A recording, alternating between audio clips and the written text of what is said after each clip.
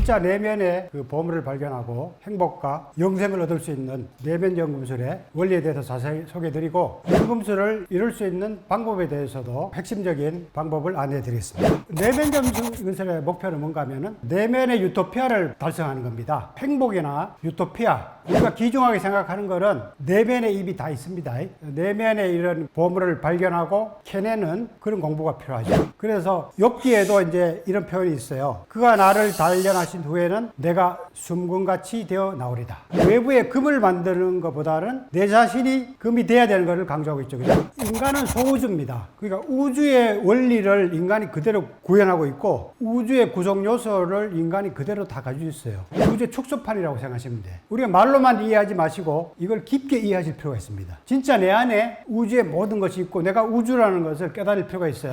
하나 혹은 무에서 음양이 창조돼서 그 조화를 통해서 이제 물질이 만들어지고 이 우주와 이 세상이 창조가 되죠. 인간도 무에서 음양의 그 기운이 만나가지고 3초나 5장이 형성되고 육체가 이렇게 구체적으로 형성되는 과정을 거치죠. 아까 전에 아리스토텔레스의 4대 이론에서 연금술이 이론을 정립했다고 그랬죠. 그죠? 그럼 4대 원소가 내 안에도 있다 이거죠. 그대로. 밖에만 있다고 생각하시면 안 된다니까? 우리가 내 안에 있는 거는 사람들이 잘 모른다니까요. 물기운은 이 성내 쪽에 많아요. 성내 쪽에. 이걸 사체액설로 대입하면 점액질. 그리고 복내는 주로 흙이 많단 말이에요. 흙기운. 그 물질 토대가 되는 흙기운이 많다는 얘기죠. 그 다음에 심내에는 불기운이 많아요. 불기운. 그리고 다혈질에 해당돼. 사체액설로 말하면. 4대 이론에서 성격 이론까지 더 발전됐거든요. 갈레노스에 의해서. 히포크라테스, 갈레노스에 의해서 4대 이론이 사체액설로 이렇게 발전이 됐거든요. 거기에 이제 체질과 성격까지 결합이 된 거죠. 저는 이제 포브레인 이런 그 이론에 근거해서 포브레인 인간형을 제가 개발했잖아요. 포브레인 이런 이론에 따른 성격 이론, 체질 이론을 제가 새로 만들었죠. 그래가지고 포브레인 내면 연금술에도 3장에 보면 자세히 소개를 했죠.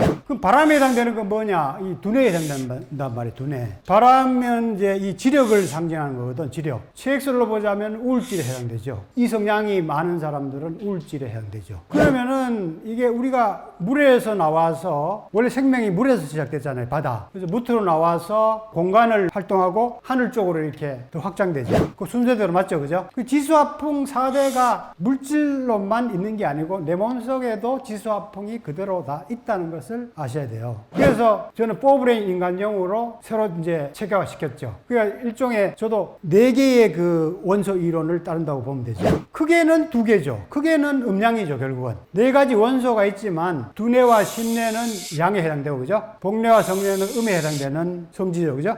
우리가 아까 전에 연금술에서 기구가 필요하고, 기구. 그 다음에 재료가 필요하고, 그 재료로 이제 기구를 활용해가지고 연금술 일으키려면은 불 조절이 필요하죠. 기법. 근데 내면에서 이게 다 있고 내면에서 일으킬 수 있다니까? 예를 들면 약을 조제하는 장소, 쉽게 말하면 노정, 화로와 솥을 거는 장소가 크게 나누면 네 곳이 있어요. 우리 네 곳. 성내, 복내, 심내, 두뇌. 기초적인 과정에서는 우리가 이게 복내 단전을 많이 이용하죠. 막 이용하는데 그 차원에 따라서 어떤 에너지를 연단하에 따라서 다양하게 이 중심 센터를 이 노정으로 사용하죠. 연금술을 일으키는 화로와 소추로 사용하죠.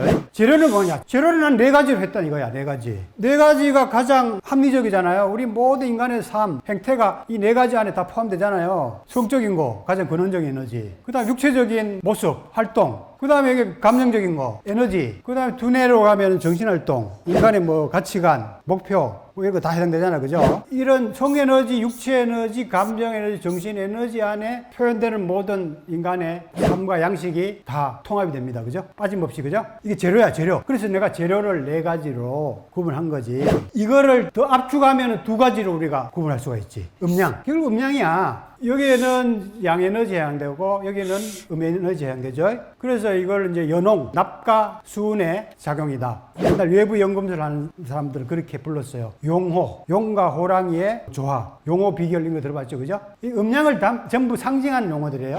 다른 성질이 배합이 돼서 새로운 물질과 새로운 에너지가 만들어지는 겁니다. 크게 나누면 결국은 2가지고, 이런 재료를 조절하는 기법이 우리는 몇 가지다? 크게 나누면 또 4가지. 성에너지 조절하는 거, 육체적인 활동, 동작, 자극 활용하는 거. 그 다음 여기에는 심리적인 뭐 자극, 에너지 자극, 호흡. 해당되잖아요. 호흡. 그 다음에 정신적으로는 상상력, 생각 이런 걸 통해서 불 조절하는 거지. 그게 네 가지 차원의 불 조절. 아까 전에 외부 연금술을 일으키는 핵심이 불이라고 그랬잖아요. 그럼 내면 연금술을 일으키는 자극은 뭐냐? 이 네 가지 자극이라는 거지. 불에 해당되는 것이 이 네 가지 자극이라는 거지. 그건 내 안에 다 있지요. 그래서 내면의 그 연금술을 이런 원리에서 쉽게 일으킬 수 있다는 거죠.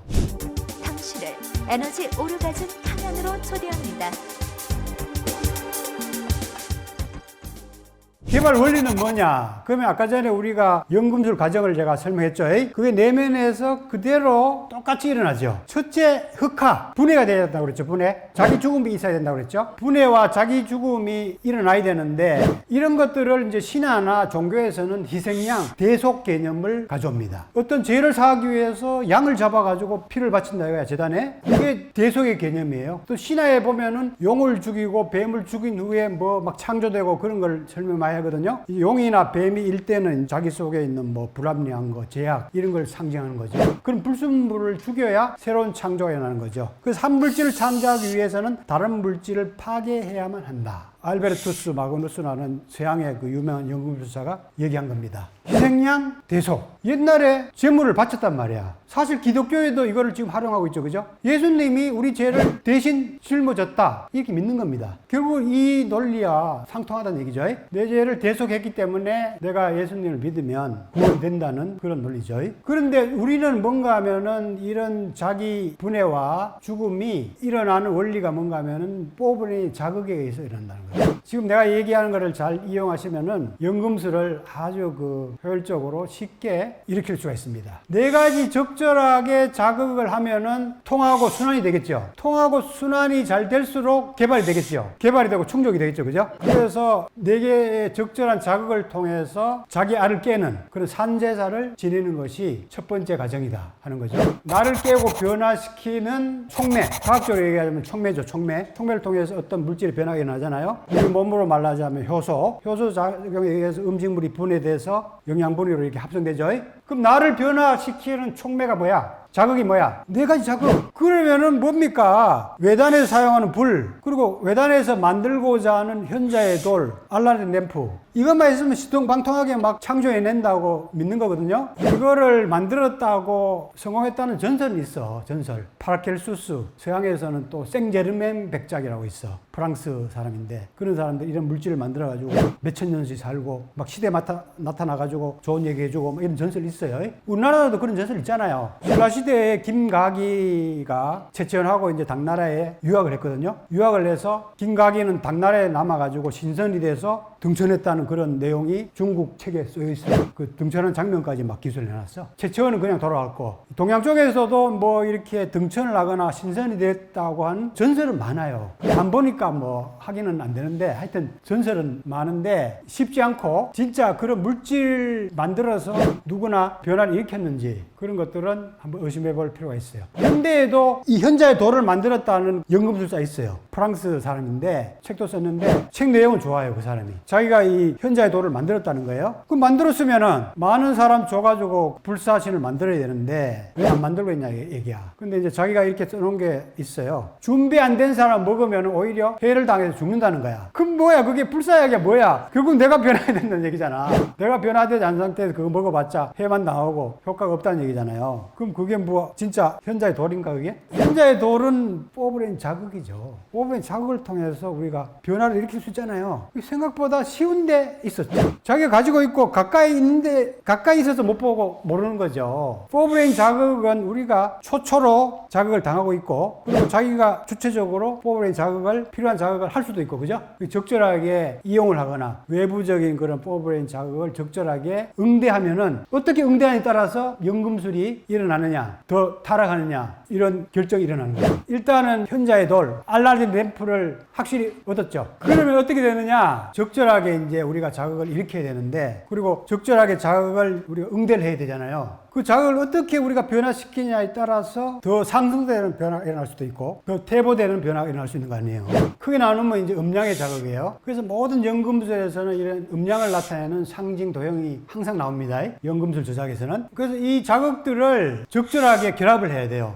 적절하게 내 몸에서 이걸 조화시켜야 돼요. 이 음양의 자극을 내 몸 안에서 적절하게 결합을 시키고 조화를 시켜야 계속 내가 순금으로 변해가는 연금술이 일어나는 겁니다. 뭐 무조건 믿는다고 해서 무조건 복종한다 해서 되는 게 아니야. 지혜롭게 이거를 조화를 시켜야지 그냥 믿는다고 되는 게 아니에요. 믿는다고 변화가 일어나는 게 아니에요. 그래서 아까 전에 내가 프랑스 현대 연금술사 얘기했죠. 이 사람도 순수한 금속을 얻으려면 나 자신이 정화되어야 한다. 이 사람 책이 내가 보니까 그래도 좋은 책이에요. 내가 보기에. 현자의 도를 만들었다는 거는 약간 구라 같은데 내가 보기에. 하여튼 내용 자체는 내가 얘기하는 그런 기조로 많이 얘기를 합니다. 변화를 많이 강조해요. 내면의 변화. 음양을 적절하게 합일시키고 조화를 시키면은 합일이 돼서 자웅동체가 되고 중성이 되고 깨달음이 일어나죠. 이게 이제 연금술 과정의 적화죠. 적화. 정수가 응결되는, 정수가 나오는 적화의 과정이 되는 거죠. 그래서 음양을 결합시켜서 조화를 시키고 합의를 시켜야 중성, 자웅동체의 깨달음에 이른다는 얘기죠. 쉽게 말하면 음양 합평지인, 내 몸에서 음양이 조화된 인간으로 거듭날 수 있는 거죠. 그러니까 차별과 분별을 넘어서야 돼. 궁극적인 거는 합일이고 하나 되는 거거든요. 그러니까 차별심, 분별심을 넘어서야 연금술로 재탄생될 수 있는 거죠. 이 도마복음 보면 예수의 어록을 정리한 복음서인데, 둘을 하나가 되게 만들면, 남녀를 하나 되게 하여 같게 만들면 비로소 하나님에 들어가리라. 연금술의 비밀이 도마복음에 이미 자세히 기록이 되어 있어요. 둘을 하나로 만들고 남녀가 하나가 돼야 하나님이 들어간다니까. 그리고 파라켈수스도 이제 그런 얘기했죠. 육체, 영혼, 정신이 사랑을 통해 결합하여 현자의 돌이 만들어지고 이 돌이 결국에는 물질의 왕이 되어 왕관을 쓰게 된다. 아까 전에 사멀리 얘기했다고 했잖아요. 사멀리. 그 물질적으로 사멀리 얘기한 거고, 결국은 정신의 사멀리를 합일시키는 것이 궁극적인 연금술의 목표다. 이 사람도 이런 쪽에 강조를 했죠. 그래서 그 음양 합의를 어느 정도 일으키냐에 따라서 이제 나의 변화 단계가 이제 이렇게 결정이 되는 거죠. 자기가 좋아하는 개성만 충족한 걸로 끝내느냐, 범인들 더 전문적으로 전문 분야를 개발해서 전문가가 되느냐, 특정 뇌만 수행하느냐. 수행할 때 정신적인 길만 가는 사람이 있고 육체적인 길만 가는 사람이 있고 보통 한두 가지 길만 가거든요. 수행인. 근데 네 가지 길을 같이 닦아 나가는 사람은 지혜인이라고 얘기했고, 닦아서 조화 통합을 이루는 사람을 제가 전인이라고 명칭을 만들었어요. 여러분들은 네 가지 지금 수행을 같이 하고 있기 때문에 일단 지혜인 반열에 들어섰어요. 앞으로 열심히 해서 음양조화, 포브레인 조화 통합을 이루면 전인이 될 수 있어요. 전인이 되는 건 뭐 어렵지 않아요. 이게 바로 모든 종교에서 추구한 이상인간과 같은 거예요. 유교에서 얘기하는 성인, 덕성이 발현돼서 성인이 되는 거, 불교에서 불성이 발현돼서 부처가 되는 거, 도교에서 도성이 발현돼서 도인이 되는 거, 기독교에서 신성이 발현돼서 신이 되는 거, 다 똑같은 얘기야. 다르지 않아요. 표현만 다르지 추구하는 목표는 다 똑같아요. 성, 몸, 마음, 정신, 포브레인 행복대학으로 초대합니다. 포브레인 생활 수행으로 행복 박사 되세요. 100세 시대 완전 건강과 행복을 드립니다.